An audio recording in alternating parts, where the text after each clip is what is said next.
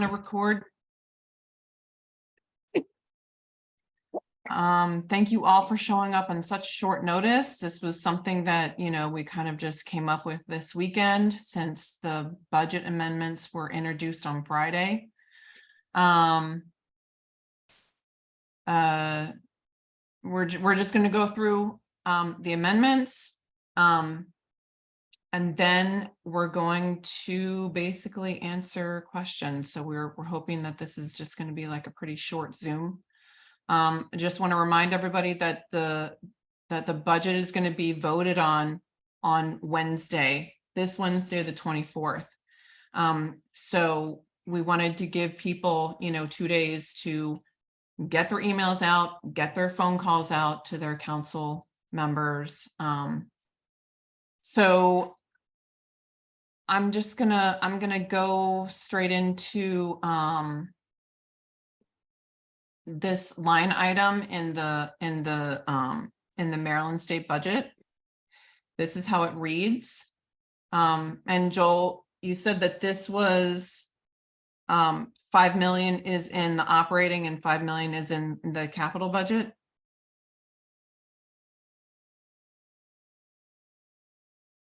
Okay. Yes. Thanks to Delegate Fellmark for explaining it to me. Okay. So this is how it reads in the budget, that the 5 million is going to a new library complex.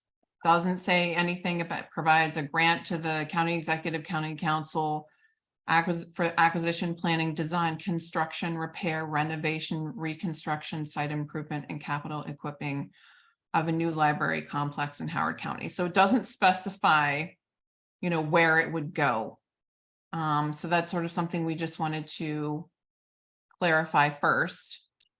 Can I ask a question? Yep. So does it say of a new library space in Howard County or a new library in Howard County? Is it still connected to the same site from the way it's worded? I don't No. think it is. Yeah. It says new library on the bottom. New library Complex. complex. Yeah. Okay. So okay. Could this be used for the, I'll say, a quote unquote original design that had the central library over in the Meriwether district? I mean, honestly, I think this language is bizarre because it says renovation, reconstruction, and Joel just pointed out, that how can you renovate and reconstruct a new complex? That's right, but you can renovate the one that's there. And Right. it also says repair. So I don't think it requires that we have a totally new building there. Good. No, and I don't Could think. be we the need one. Clarksville Library. Huh? On Catonsville is renovating their library. Oh, and it says a new library complex, so it doesn't necessarily mean a central library. We could put one out in Western Howard County or North Laurel or wherever. Right. It doesn't specify that either. Now, this is passed though. This is in the state budget, right? This is in the state budget, but as I understand, the money is not going to be allocated until something is passed through the Gotcha. council. The money is there. The county council has to take advantage of the grant and commit it to being spent. I got it. I'll shut up. Okay, so like we said, there are 2 amendments that came out that pertain to the library. The first one is sponsored by Deb Young. and Liz Actually Walsh. 4, but they're companion. And I don't think Deb is on yet. But Hury is really good at explaining this kind of stuff, so he's gonna take over here.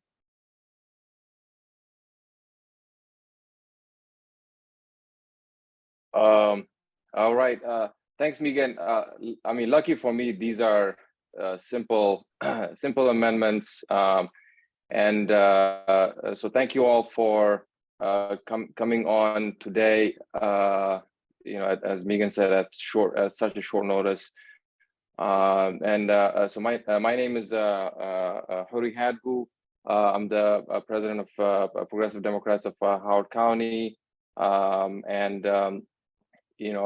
we've shared on several occasions, we have concerns about this Lakefront Library project.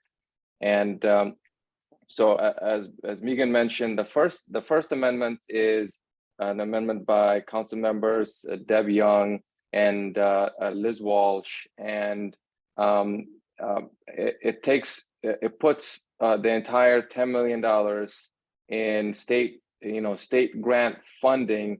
But we should clarify, it's not just, even though it's a state grant funding, it's still state taxpayer dollars.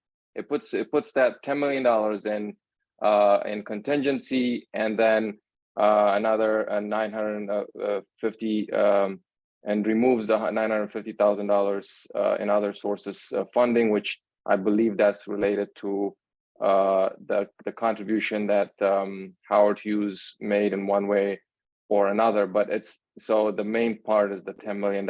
So this was the amendment that council members Deb Young and Liz Walsh put forward. And amendment 15 is the one introduced by Councilmember Councilmember David Youngman, and just while given since I mentioned his name, I just wanted to I understand that there was a death in his family, and I just wanted to share my condolences to him and his family, and to his family. So I just wanted to really mention that. Sorry to hear about the loss. So this was an amendment introduced by Councilmember David Youngman, and instead of putting the entire $10 million into contingency, it leaves $2.5 million on in the budget. And apparently, so the $2.5 million is intended to be used to further explore the options as perhaps stipulated in the amendment's conditions. There are 4 conditions in the amendment. The first one calls for a public engagement process that the administration should undertake so that the public could provide their input. The second one is that the administration should employ a competitive bid and development process for the various aspects of developing the library. And the third option is for the county the administration to consider other additional uses additional configurations of how to provide, how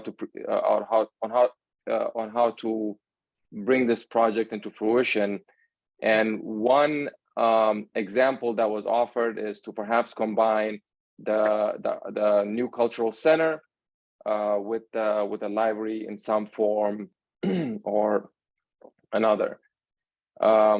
And then lastly, it's to look at different financing and ownership options. And they mention, it mentions private or quasi public funding for the project. So, in other words, if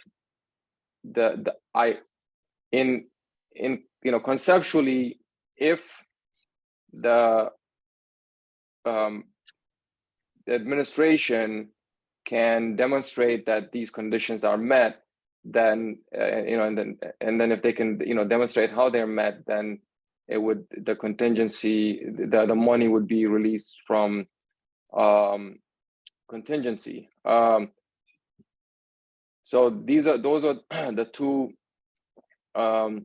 amendments, and since Deb is Councilmember Deb Young is not on, as we shared on our social on our Facebook page, the concern with the amendment that was offered by Councilmember David Youngman is it still leaves $2.5 million on the table that could perhaps continue to give life to the project in its existing trajectory. And I witnessed how the county undertook the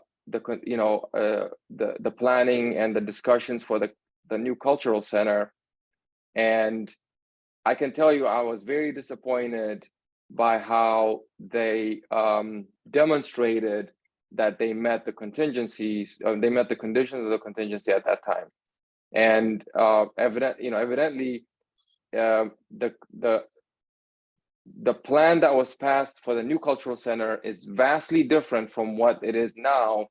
And from the work sessions that I've watched, we're getting less for more, for paying more money. And so to me, I don't have a lot of confidence that these conditions will be met. I think they can be easily fungible, and so I mean, I would start with that. That's what I would start with. Having said that, a good, perhaps, and this is just me speaking, a good happy medium could be perhaps combining the aspects of the amendments and just removing the entire thing with something with the contingencies, with the conditions of the contingency in Amendment 15, which is Councilmember David Youngman's amendment. So, but anything other than removing the entire thing, to me, just seems like giving life to Howard Hughes and Margrave's strategies, to organize and come back and for the rest of the money. So to me that's my concern, just based on what I know about how the county operates. So having said that, Megan, what do you want to do next? Well, let's see if people have questions. If you have a question, you can either put it in the chat or raise your hand. I see Joel has a question. Joel? I don't have a question. I have an argument. Since I've been wanting a lakefront library as opposed to the one in the corner of the Meriwether since 2017, and argue with the planning board about that and how bad the design was for the 15-story building that was approved for the FDP, just awful. I've always liked the lakefront, and so did Deb Young when she was running the first time. So I generally favor David Youngman's approach, sort of, but understanding from talking to China that apparently the administration ignores the contingencies and kind of says that they're met. So I guess the approach to the other bill is don't have the contingencies and the council will just have to vote on it piecemeal with appropriation ordinances there's a month's go on.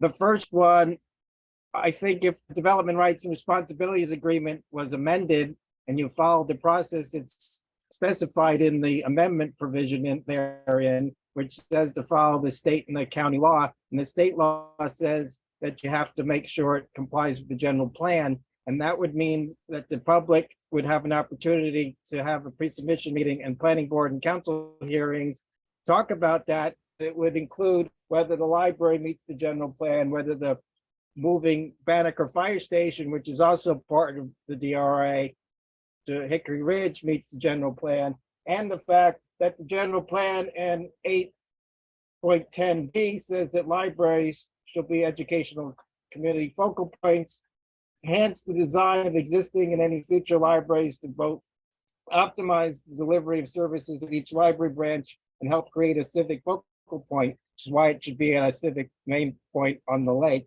rather than a corner. And then it says, where feasible, integrate libraries with other complementary public or private facilities. So the general plan already says to combine it with the cultural center, perhaps.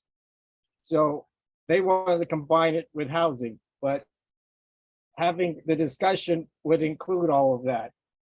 The other part is releasing some of the money to do the engineering, because no one's done any engineering to know how to build this building. So they're just guessing. And if you ask the library, they go, we're guessing. If you ask facilities that it was going to cost $600,000, they told the council, because we have no plans, we're guessing of how much it would cost based on square footage. So they have nothing. So I think that's apparently Youngman's approach.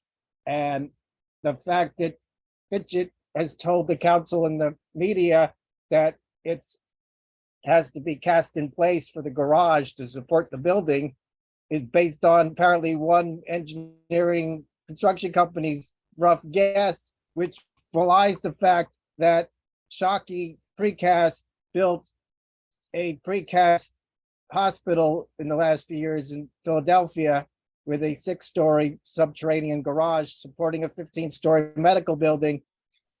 And I called them and they don't understand why it should cost $38 million. And part of their website talks about how they did this engineering to do precast with the design of a cast in place. And it turns out that Shockey Precast built the other garages in the Meriwether district for Howard Hughes. So they're all familiar with each other and don't seem to be communicating correctly. And they only had some brief discussion a couple of weeks ago about precast that they presented to Howard Hughes. So getting all the money out to help fix that and get the garage down to $30,000, which it should be, would make a lot of sense. And if the whole project could cut out 30 or $40 million, I think it would be much better. So I don't want to kill this project because we're gonna end up with a library in the corner and a commercial residence on the lake. And if anybody has any questions, all that I can try. Angie, you had your hand up. Did you have a question?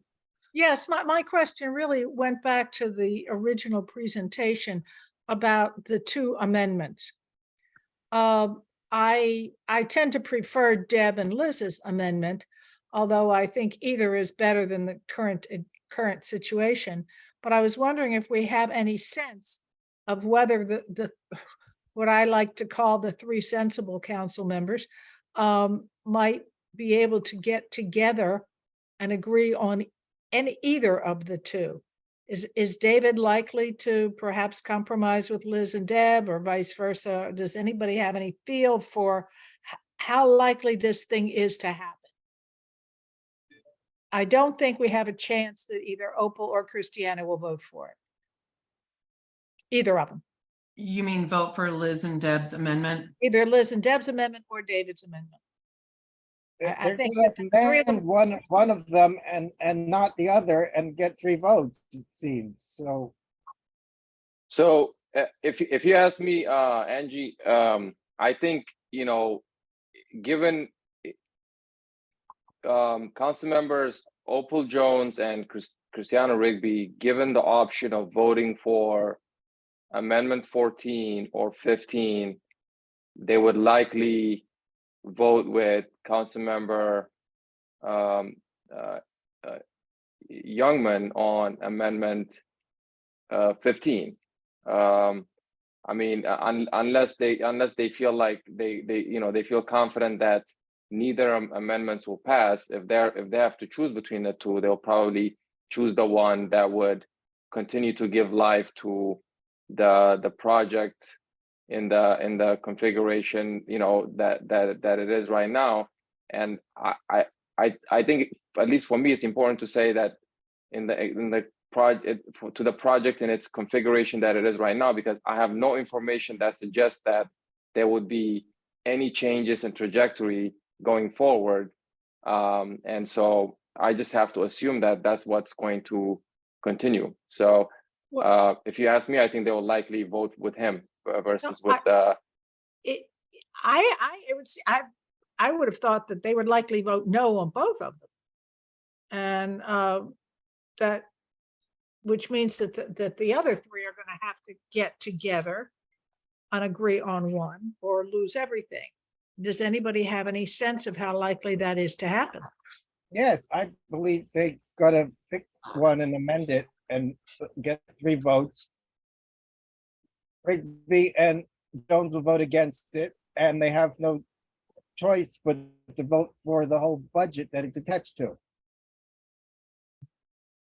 I mean, since they were at the announcement and they seemed fine with, the whole 11 million to plan it and the total cost of 144 million, I'd be surprised, honestly, if they voted for either amendment. If who would vote for either amendment, Opal and Christina, or, Yes. okay.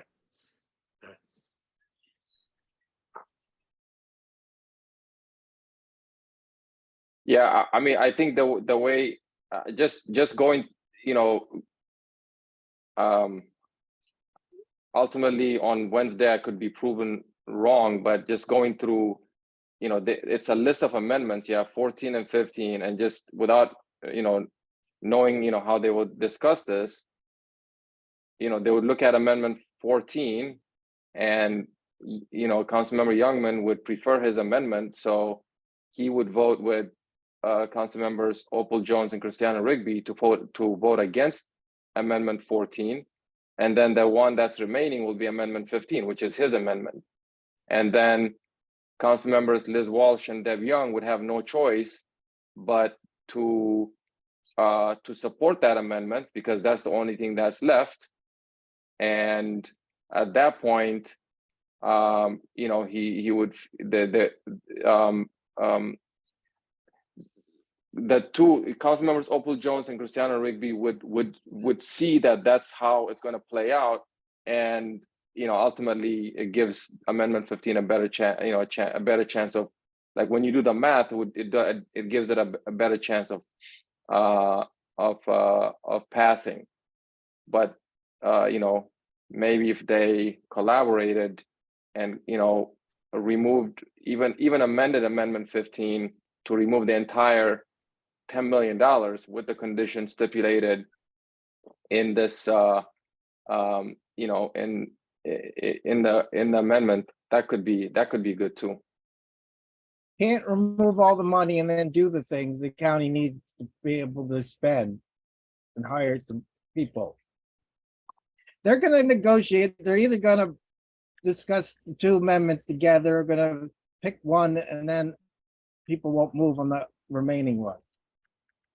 And I said they'll get 3 votes, and they'll vote against amendments or 4 amendments from Jones and Rigby to fix it best they can, and they will get outvoted. And then they will vote against the amendment as amended, and that's the end of the budget discussion, apparently, and they will vote on the budget. Okay, Councilmember Deb Young just joined us, so I wanted to sort of get her Yeah, tell thoughts us. on, the amendments and, what she thinks is gonna happen. Hi, Deb. Hey Megan, how are you? Good, how you doing? Tired. I just drove from Ocean City to National Airport and back home again, so anyway. Really quickly, Councilmember Dev Young, so just wanted to let you know that, so we had some discussions and the meeting is being recorded. And so, so that we can share it to the public. And so, any useful information, I think, will anything, any, information will be helpful. Thank you. So what was your discussion so far? Well, obviously you saw the amendment that Liz and I filed, which put everything in contingency. And we had contemplated that there would be 3 co-sponsors initially on that amendment, and then that did not turn out to be the case, as you all know. David filed an amendment of his own that, well, I was just rereading it before I came on this meeting, and has some contingencies about releasing these funds that appear as if there are a lot of hoops that have to be jumped through, but I'm not sure how effective they'll be in ensuring that a true competitive bid process will occur in a timely enough fashion. That's my read of this, but I'm not sure ultimately how this amendment would actually play out in real time. And I haven't had an opportunity to talk to David about what he is contemplating with this amendment, and how he thinks it will change the protocols that we would normally follow when we're doing a bidding process on a project. And I'm also not sure how the administration can use a competitive bid and development process if a developer has already been selected, i.e. Howard Hughes, how the county inserts itself into that project after that has already happened. So I have to say that, short of really discussing this in greater detail with David and how he contemplated the timing of all this would happen, the only thing I can say right now about his amendment is that it does appear to require, first and foremost, a public engagement process, which I think is a really good thing. And I am happy that that language is in his amendment. And it does contemplate a competitive bid and development process, but I'm not sure how that fits in to the process in general when Howard Hughes thus far has said, we own the property and we're not going to allow another developer to take on this project. So I don't know what all this means. I think I heard the last couple of things that Joel was saying about what might happen with with the two amendments in general. I don't know if I heard Joel say that he didn't think Christiana or Opal would vote for either one of the amendments, but I think if that's what Joel said, that he's correct. That that it would be unlikely that they would vote for either the amendment that Liz and I have filed or the amendment that David has filed, but that's for them to say, really. I am not, I don't know if they would vote for David's amendment. And right now, I would be surprised if Liz and I got 3 votes on our amendment unless David changed his mind. So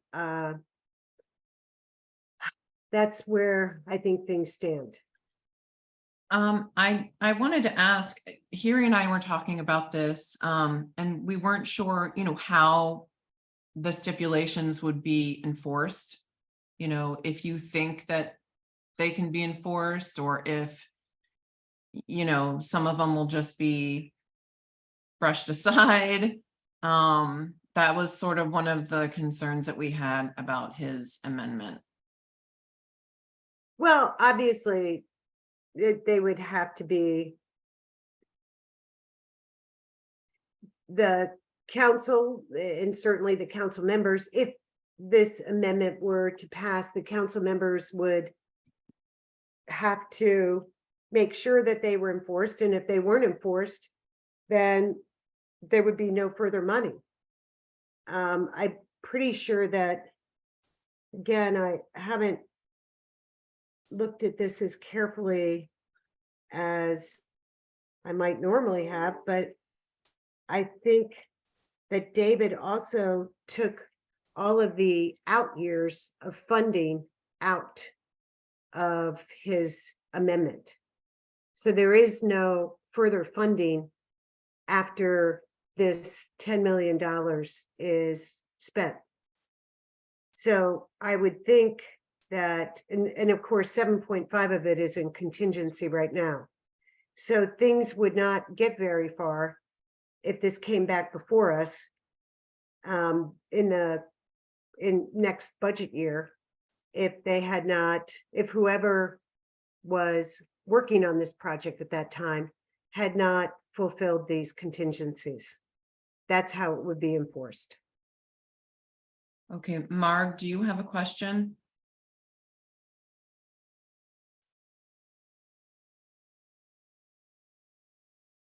Sorry, I've been reading the chat and there are a lot of interesting questions on there that I would like to see answered. For instance, what happened to the original RFP and plan, the Meriwether thing? Is that still in the running or is that completely out? If the state funding gets a vote yes to go through, does that mean the project starts? Are we tied into the lakefront location only? Those are all good questions. And I would love to be able to tell you that I know what the answers are. I don't know. I don't know what happens to the Meriwether location, and that original contemplating that the library there originally, other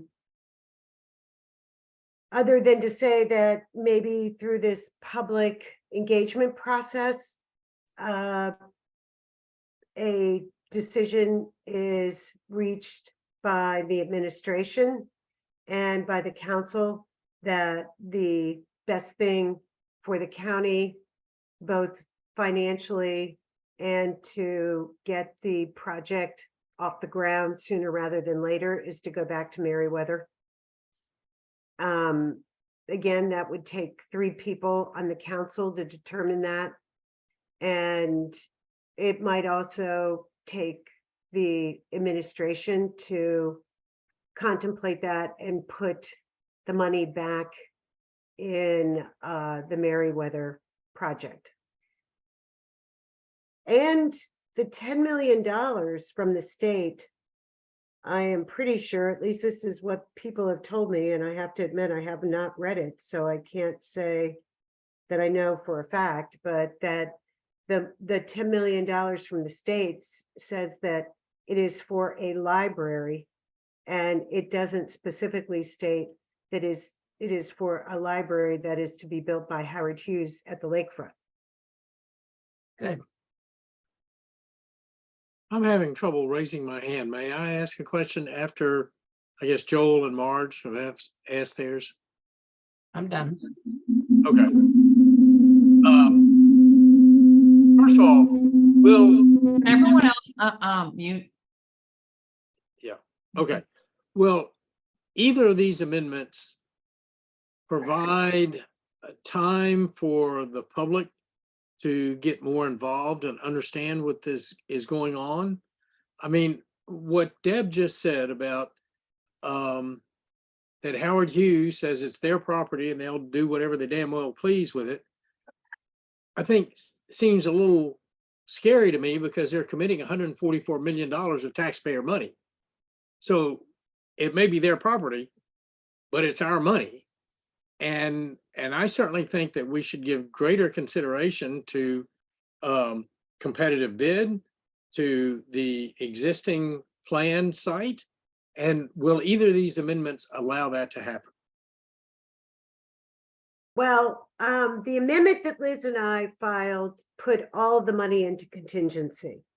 So What does that mean, Deb? What does that that mean? means that the money can't be touched, and the contingencies would have to be discussed with the administration, because you can't take money out of a contingency account unless the administration sits down with the sponsors of a bill, of an amendment that puts money into contingency, and we discuss what it is that we feel are the best contingencies or the best conditions to release the money.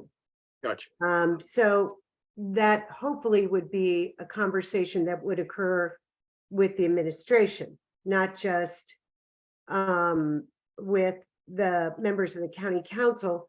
And I think it's, at least in contemplating all of this, we certainly, myself and Liz and David at one point, contemplated that there had to be a public engagement process in making all these changes.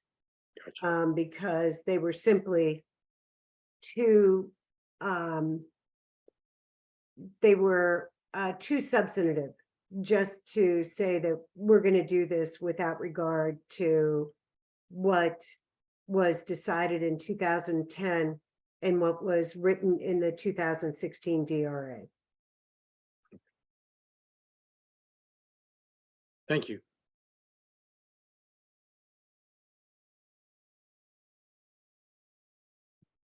Gary I and have- then Barb. Oh, sorry. Oh, yeah, go ahead, Barb. I was just going to ask, since the 2019 RFP that was awarded for a library, a parking garage and housing was awarded by the Housing Commission, which is, not is made up of people who are appointed by the county executive. Does the competitive bid process that is being contemplated now something that would be through the county government or through the Housing Commission again? Well, if it's just for a library at the lake, then I would assume that means that the the Housing Commission would not be involved. But then what does that mean for the the previous award that has already been made by the County Housing Commission, does that mean that the two entities that were awarded that contract have a cause for breach of contract for the fact that they were awarded this contract and now that contract is being is just going to go away in favor of another entity that has said, wait, I've got a better place for a library that I want to have the county use. And I want the county to pay my company to construct this library. I think that that raises a lot of questions, both under our sole contracting provisions, and it raises questions, I would think, by the entities that were already in a contract with the Housing Commission to do this work.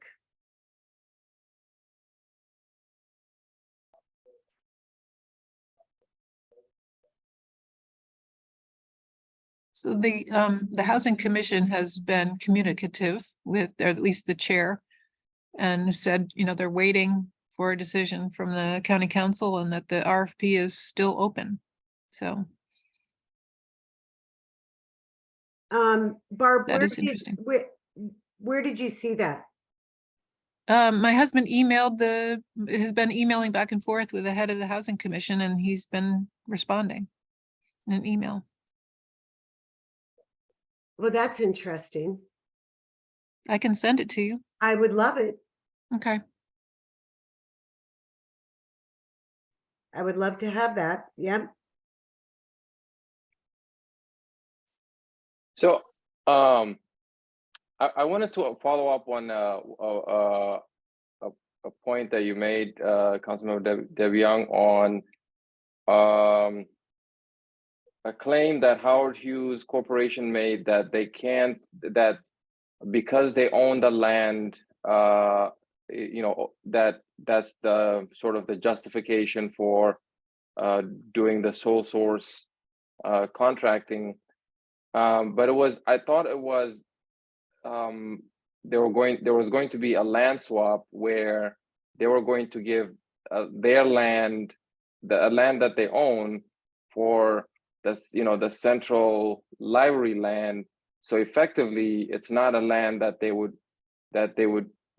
own, you know, where the proposed, at least the current proposed site. So it doesn't make sense to me that they can make that kind of claim, that they would, you know, that's a justification for sole source contracting, because ultimately, before any sort of action will take place, they would have lost the, you know, they would have given away the, I don't know, the deed or the easement to the land that they own. Well, you are assuming that the land ownership would change hands prior to the library being built. And while I don't recall, Joel Horowitz may recall this actually, whether Meriwether was transferred prior to Howard Hughes beginning the renovation process at Meriwether, which ultimately was stopped in favor of using David Costello to complete the renovation process. But I don't know if Howard Hughes turned over ownership of Meriwether prior to that, or after they were no longer involved in the renovation process. Do you know, Joel? You're talking about the pavilion itself? No, I don't know the details of that, but the DRA anticipates that they're going to donate the Meriwether site to the commission, and then county was gonna give them the existing site. They were gonna put covenants on it and then reconvey that to the commission. And if they're not, to go to what Hurry was trying to explain, if they're getting the existing site, they're not donating the new Lakefront site, they're getting an existing site, which the DRA doesn't contemplate. And as I've shared with you in the council parts of this, it says once the covenants are put on, they're relieved of the obligation under 44C for the existing site. Well, they'll never be relieved because they're never going to perform those things. It also says that 120 units are going to be built at the Meriwether with the library, and 240 to 300 is over the cap. So somebody's got to change that. So I find David's approach, as I messaged you and I shared before you got on the call, somewhat better, though I understand if you don't put any conditions, it basically then leaves it up to the majority of the council to do the TAOs later, right? So the engagement process, is somebody put in the chat, could just be a survey. I think it was Joan. That's not enough. So if you were to get the whole amended DRA, you get the engagement process, you actually fix all the things that need to be fixed in the DRA, and it requires that in the amendment provision in the DRA itself says to follow the state and the county law, and the state law says that the planning board has to approve the amendments and show that it meets the general plan. Well, the general plan has to deal with the library, the housing, the moving the fire station, and then David's combining the thing is also in 8.10B that says library should be a focal point, which means they shouldn't be in the corner of a place. And it also says that where feasible, they should be integrated with other complementary public or private facilities. So having the DRA process would get all these issues really discussed and figure out the legality of how you can transfer this property.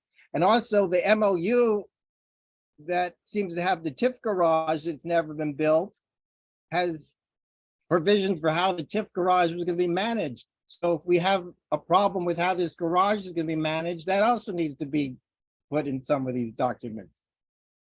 Because people complained about the Howard Hughes is getting some benefit for it. So that was discussed in the TIF garage process of how they were going to get, the county was going to run it and then deal with Howard Hughes could also use it.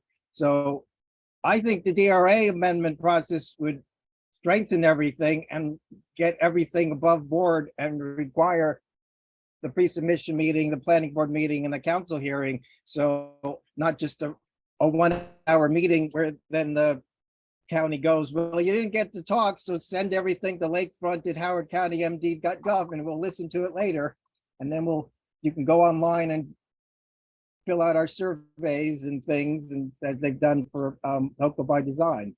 I think everybody who wants to talk at the planning board should talk. So, Well, and as so I often shared will with say you, this, Joel, because I know that the one thing I do know, and I haven't talked to David specifically about his conditions on his amendments, but I'm just reading what he said here on this condition, and it specifically says the administration use a public engagement process open to all county residents and stakeholders, during which all participants are able to offer their opinions, suggestions, recommendations, and priorities regarding the project, including its uses, design, and other considerations. And I mean, I personally can't imagine that conducting a survey as they did with HOCO Design, where there were pre-prepared things that you had to choose regarding your opinion, would really be a good faith effort of fulfilling that particular contingency in his amendment. And I don't think that David would consider that a good faith effort either. And it is his amendment, it's his language. So Well, he I can't needs to speak for fix him. that then. Pardon me? If that's not his intent, he needs to beef that up, as I said, because Joan put in the chat right at the beginning, basically about the surveys, that I think you could fulfill all that with surveys and having a 1 hour meeting and only half the people get to talk and the rest of them get told, send in an email. Joel, we do have one more hand raised, and then, we want to wrap this up in a couple minutes. Just so everybody can take this down. Like we said at the beginning of the meeting, the budget is going to be voted on Wednesday. So the council members need to hear from you. Please send your emails to this email address. The number below goes to the county council. Just ask for your county council member. Let them know what your thoughts are now that you know what the two amendments, what are in the two amendments. I want to get to Dan. Dan, do you have a question? Not anymore. I do have questions, but no, we can skip it. Are you sure, Dan? I'm here. I'll try and answer whatever I can. I mean, I'm just thinking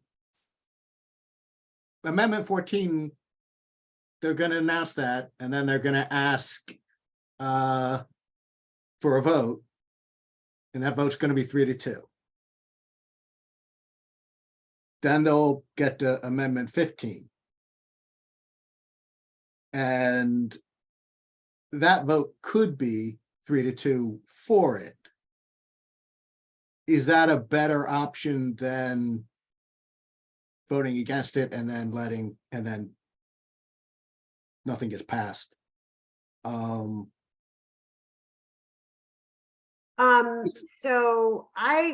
you guys are further ahead than I am, because remember, I spent the weekend with my college friends. So is Amendment 14 the amendment that Liz and I filed? Yeah, And Dan, you think that that's going to get a 3-2 vote? yeah. I think you are being extremely generous if you think that that is going to get a 3-2 vote. 3-2 against. Oh, 3-2 against. Oh, Yeah. okay. All right. Well, you think that we're going to get a third vote on that? No, you're not. Right. Because Youngman's, I mean, what this does is this puts Youngman in a position of power if he gets it voted on. And actually, I wouldn't be surprised if Rigby and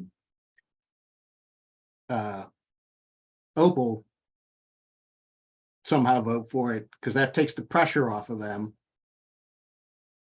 But then it allows the thing to go forward. But the other thing is that now, if David's the one offering the amendment, you're saying you think he wouldn't regard the survey as being good faith effort, but he could. He if could. he's promised something. You're right, Dan. So right? I just don't know. Good. I'm just thinking, what is the best strategy approach here? And I don't know. I don't. Yeah, I mean, the best strategy would be to pass the amendment that Liz and I have filed, but Well, yeah, if you guys can persuade Youngman, yeah. yeah. And if there's a way that we can help that, then. Well, anybody you know who knows David as well as yourselves can continue to ask him to support the amendment that Liz and I filed. I think that would be helpful. I know that Liz and I would appreciate that support, and we would, that's at this point, probably the best we can do regarding a third vote for our amendment. I don't think that Rigby or Jones will vote for the amendment that Liz and I have filed. So the only chance we would have is if David further contemplates all of this in the next 2 days and changes his mind about where he wants to go. Is there a way for you and David to compromise? It's possible, and I am certainly open to talking to him about something that we could work on and go forward together on. That I mean, any conversation like that, I would also want to involve Liz.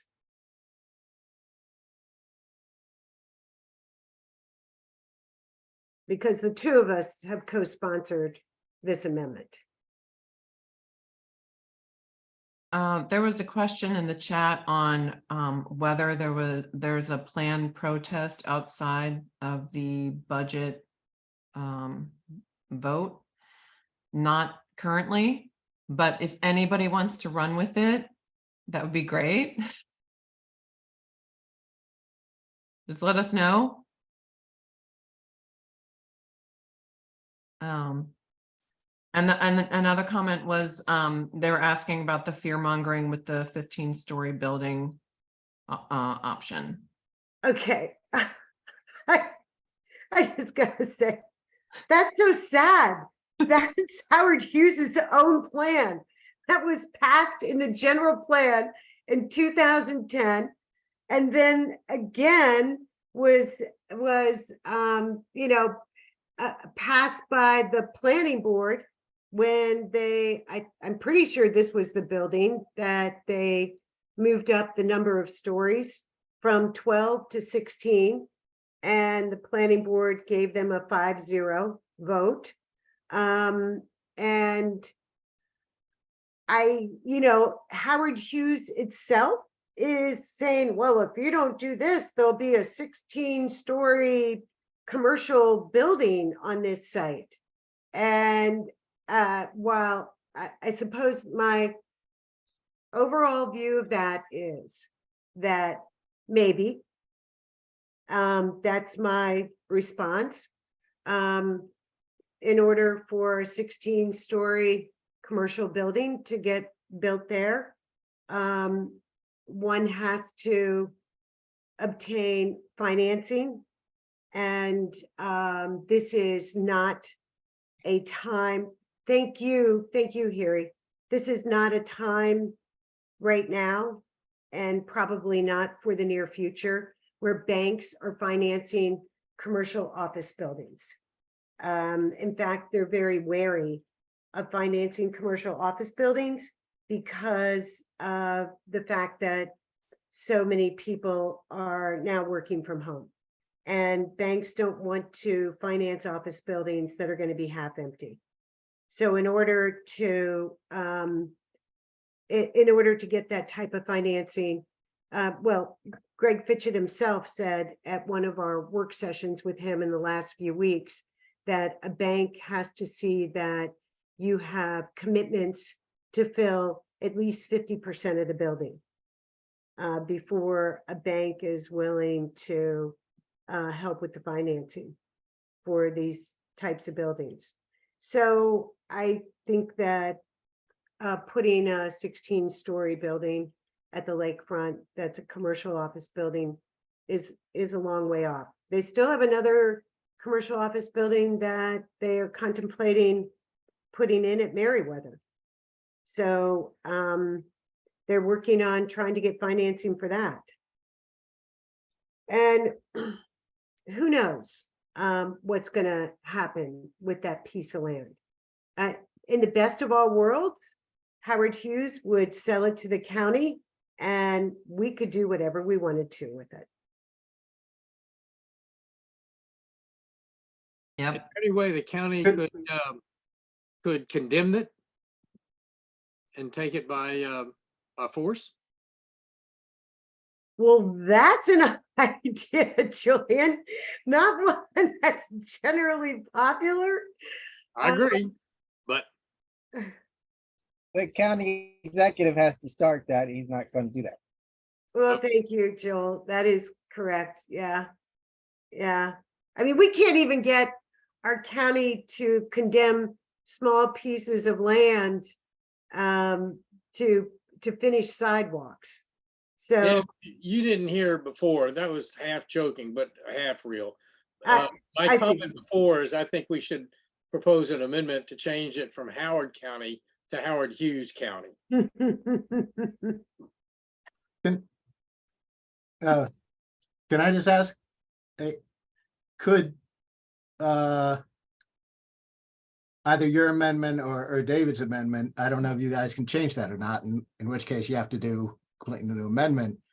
But could one of the contingencies, I mean, that on that amendment for releasing it be that you have to explore selling it to the county, just selling the land to the county It could. and make it like it has to be, I don't know, some way where they actually have to do that. It could. Because that yes. could be a popular thing. And then you put it in a park. And we do have some appraisals right now that range in the teens, like 16, 18 million as the cost of that land.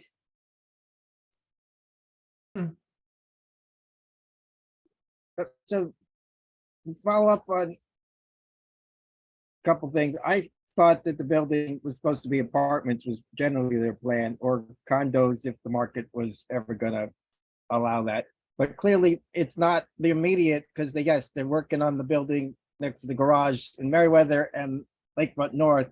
So they're not really looking to do that and the Copeland's deck apparently this year. And to follow up, and Dan, it seems either you and Liz and David are gonna negotiate something in the next couple days, or from past practice, you'd bring up both amendments together and then negotiate them at the meeting, right? And see how to Well- merge them or amend them together. In the best of all worlds, we would not be negotiating at the meeting. We would reach an agreement before the meeting to introduce amendments to amendments. And I don't know if we'll get there. I don't know. Again, I don't know where my colleagues, David and Liz, stand on dealing with David's amendment, or where David might stand on further negotiating the amendment that Liz and I have introduced. So, but in the best of all worlds, we would have something that all three of us agreed to by Wednesday.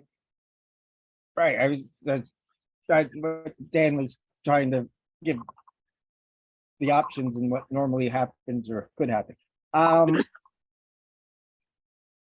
But before you got on, I was talking about the garage costs, and I messaged you the stuff about the construction things from the company that built the other two garages for Howard Hughes.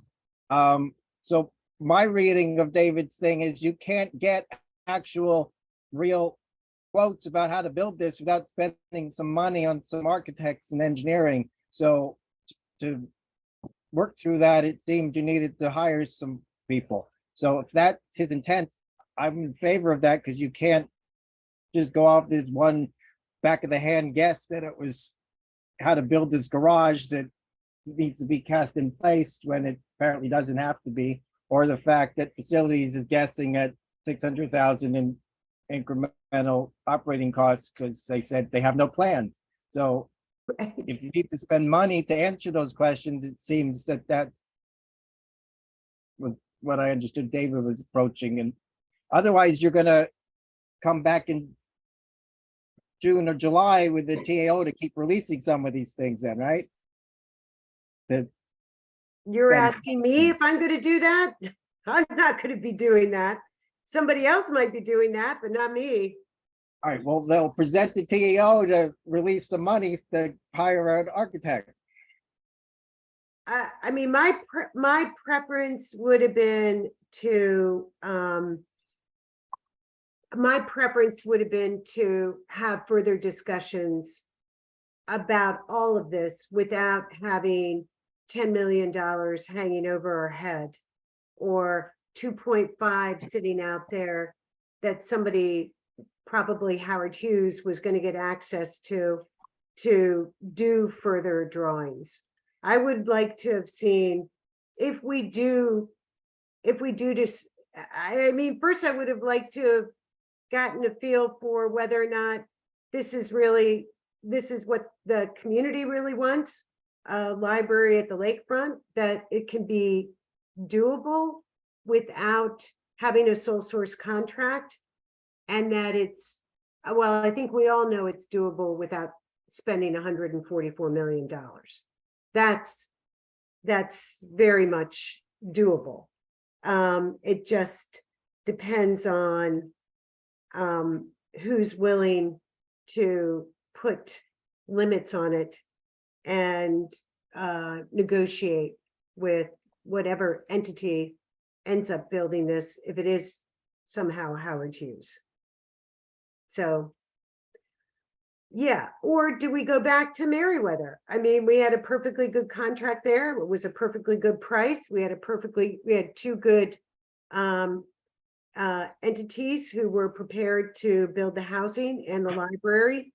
And I saw that somebody said, who's to say what a focal point is or isn't? That's a subjective viewpoint. And It backs up to the road and BG's wires. Nobody yeah, can. I know where it is. I know, but still, I mean, that may be where it needs to go, because that may be the most affordable, and it includes the housing that's already been contemplated. Okay, so we're an hour and 15-ish in, and we wanted to just wrap things up. So this is sort of the next step, like we said, to get in touch with your council members.